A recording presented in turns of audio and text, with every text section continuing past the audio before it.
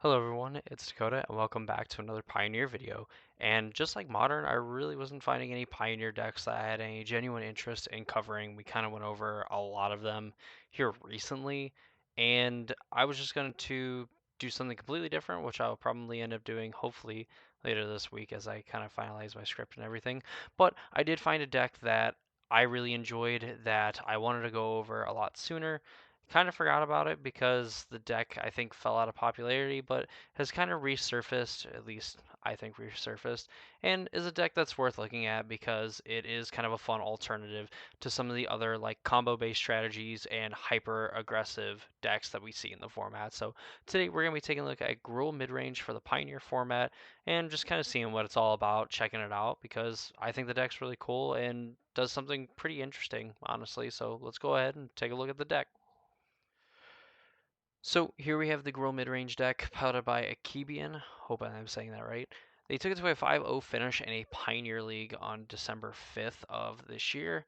Before we get too deep into the deck, of course, if you want to support me and my content and like seeing Pioneer content as long as modern, along with modern content as well, please be sure to subscribe to the channel and ring the notification bell, and of course, leave a like on all the videos. That increases the chances and like the algorithm of people seeing my videos and growing this community of people that we are trying to build.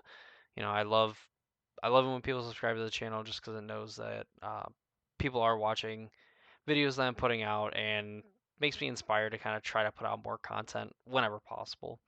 There's a link in the description to the Discord server that you can go and follow and just join, talk about Magic and all that fun, happy stuff. Mainly Modern Pioneer because that's the formats I really hyper focus on and really like playing. So without further ado, let's go ahead and take a look at this Gruul mid-range deck. Kind of the difference of this deck versus like some of the more hyper aggressive decks that we see.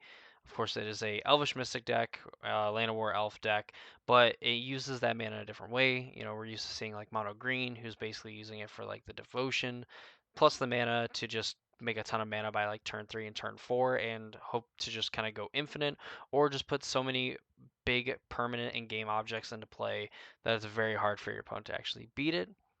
So what this deck is doing, it gets to leverage cards like Scavenging Ooze to control the graveyard against like the Izzet Phoenix decks mainly. Also in like the mid-range matchups where games are tending to go long, Scavenging Ooze can get pretty big and just dominate the board on its own, and your opponent's forced to find an answer that isn't going to combat.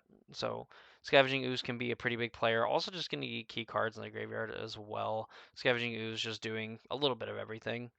Bone Crusher Giant is removal spell slash a big body of its own.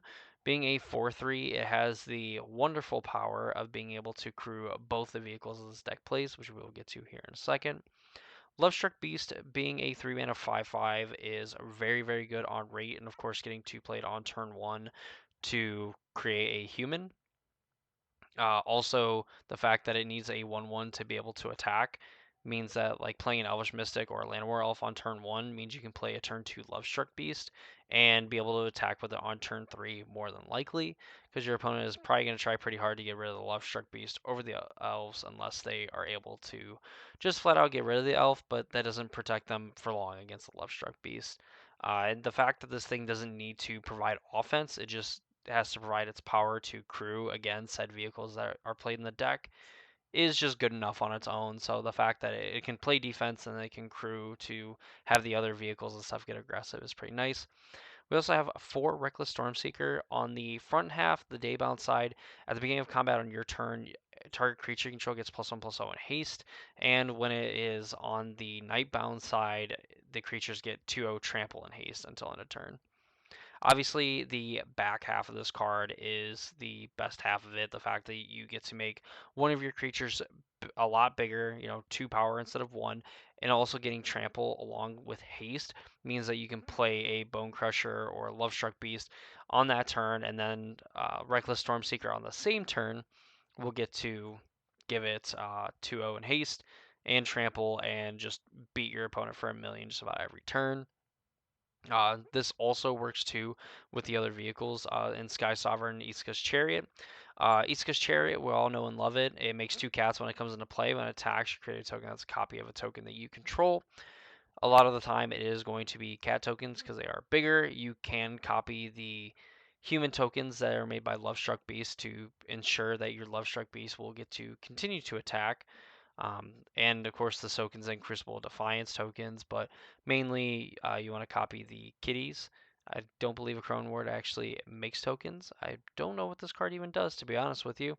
I just know it's kind of busted when you get to take your opponent's uh, troll, and then you get to kill their troll with the Crone Wars ability, and then you can even take it, which is a weird interaction that more than likely would never come up ever, but a Crone War makes it possible and actually lets you leverage the bonus mana that it creates on top of getting to make a 4/4. So yeah, the other vehicle is being Sky Sovereign Console Flagship. Whenever it enters the battlefield or attacks, deals 3 damage to target creature or planeswalker. The fact that it's flying as well lets it maintain offense and defense in a way. Being defensive is it gets to shoot down some of your opponent's like medium to small sized creatures, finish off planeswalkers, and attack their life total as well to put pressure on them to kind of pack the board or just deal with the Sky Sovereign flagship altogether. Again, you go to like the Acrone War, gets gain control of a creature for as long as you control it, or as long as the Acrone War stays on that battlefield. Forces your opponents to attack with like their creatures, so you get to take like one of their smaller creatures, or and just trade it away for one of their creatures. Ideally, you take something big, you force them to attack, you end up either trading off or just getting to outright eat the creature, and then on the upkeep with this trigger going on the stack, well, it's technically after the draw step, but with this going on the stack, you use it to crew one of your vehicles, and then that creature ends up dying to the Acrone War trigger, and hopefully getting to like take out 2, 3 of your opponent's creatures, and of course get a big attack in, hopefully with like a Sky Sovereign to end up getting rid of another creature and completely decimate your opponent's board over the course of a few turns with Acrone War. The mana base pretty simple. You have Crag Crown Pathway and you have 4 Stomping Grounds. These are the best ways of getting untapped red and green mana early. Carplusion Force is a 4 of. It just ends up dealing you damage. The Lair of the Hydra, Den of the Bugbear as mana sinks for the deck in the late game. Getting Lair of the Hydra, the more lands that you end up having in play or more dorks, etc.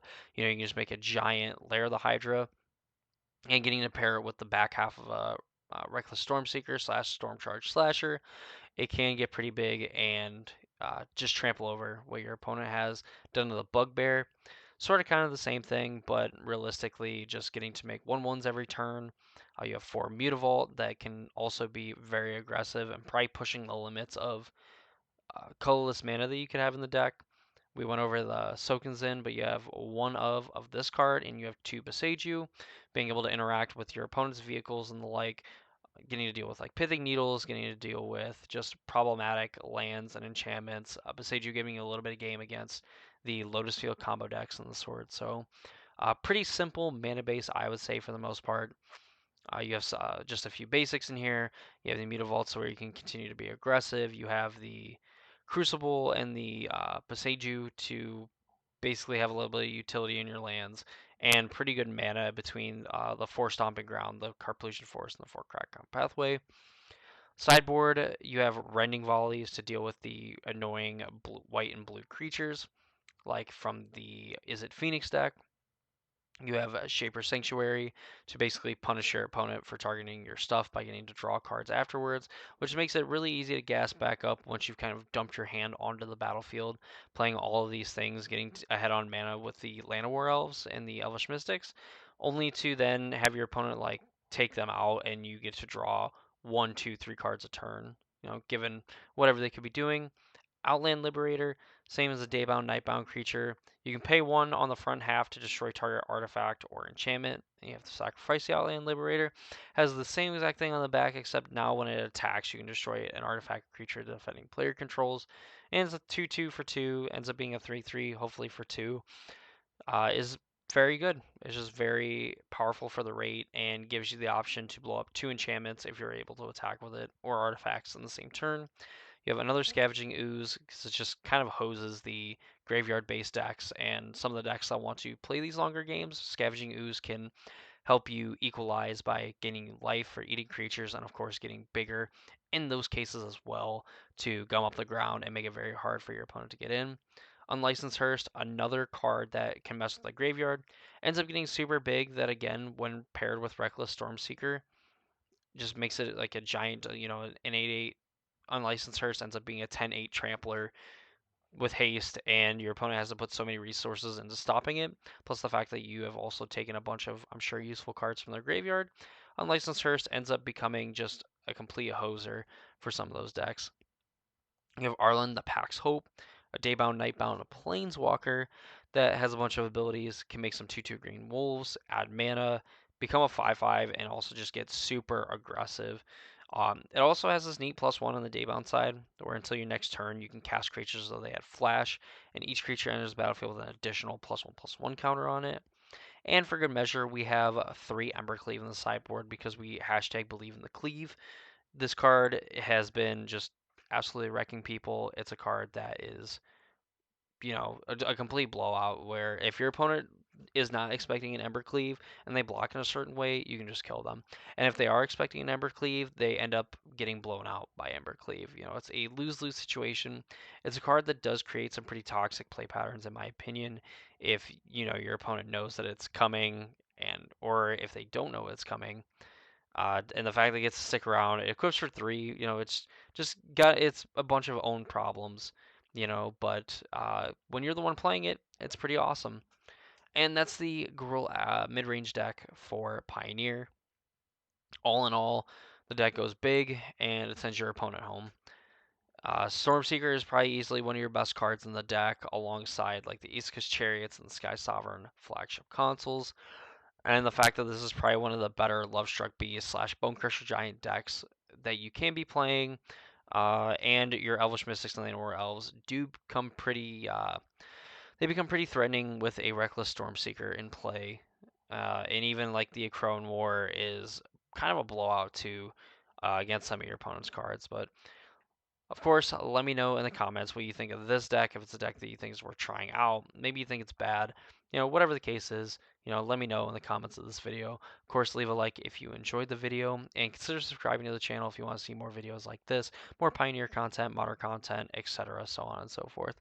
That's going to do it for me in this video. I hope you all enjoyed, and I hope to see you all in the next one.